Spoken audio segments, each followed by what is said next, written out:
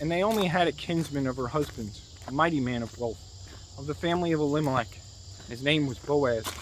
And Ruth the Moabitess said unto Naomi, Let me now go to the field, and glean ears of corn, after him whose sight I shall find grace. And she said unto her, Go, my daughter.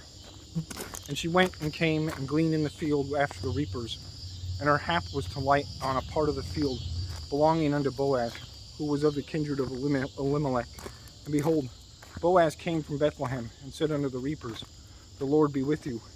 And they answered him, The Lord bless thee. Then said Boaz unto his servant that was set over the reapers, Whose damsel is this? And the servant that was set over the reapers answered and said, It is the Moabitish damsel that came back with Naomi out of the country of Moab. And she said, I pray you, let me glean and gather after the reapers among the sheaves. So she came, and hath continued even from the morning until now. Then she tarried a little in the house. Then said Boaz unto Ruth, Hearest thou not, my daughter? Go not to glean in another field, neither go from hence, but abide here fast by my maidens. Let thine eyes be on the field that they do reap, and go thou after them. Have I not charged the young men that they shall not touch thee? And when thou art athirst, go into the vessels, and drink of that which the young men have drawn. Then she fell on her face, and bowed herself to the ground, and said unto him, Why have I found grace in thine eyes, that thou shouldest take knowledge of me, seeing I am a stranger? And Boaz answered and said unto her, It hath fully been shewn to me all that thou hast done unto thy mother-in-law since the death of thine husband, and how thou hast left thy father and thy mother, and the land of thy nativity, and art come unto a place which thou knewest not heretofore. The Lord recompense thy work, and a full reward be given thee of the Lord God of Israel, under whose wings thou art come to trust. Then she said, Let me find favor in thy sight, my Lord, for that thou hast comforted me, for that thou hast spoken friendly unto thine handmaid, though I be not like unto one of thine handmaidens. And Boaz said unto her, At mealtime come thou hither, and eat of the bread, and dip thy morsel in the vinegar. And she sat beside the reapers, and he reached her parched corn, and she did eat, and was sufficed, and left.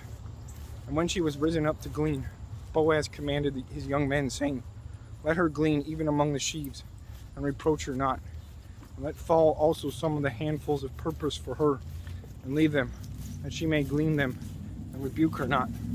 So she gleaned in the field until even, and beat out that she had gleaned, and it was about an ephah of barley. And she took it up, and went into the city. And her mother-in-law saw what she had gleaned, and she brought forth, and gave to her that she had reserved, after she was sufficed. And her mother-in-law said unto her, Where hast thou gleaned today, and where wroughtest thou? Blessed be he that did take knowledge of thee. And she shewed her mother-in-law with whom she had wrought, and said, The man's name with whom I wrought today is Boaz. And Naomi said unto her daughter-in-law, Blessed be he of the Lord, who hath not left off his kindness to the living and to the dead.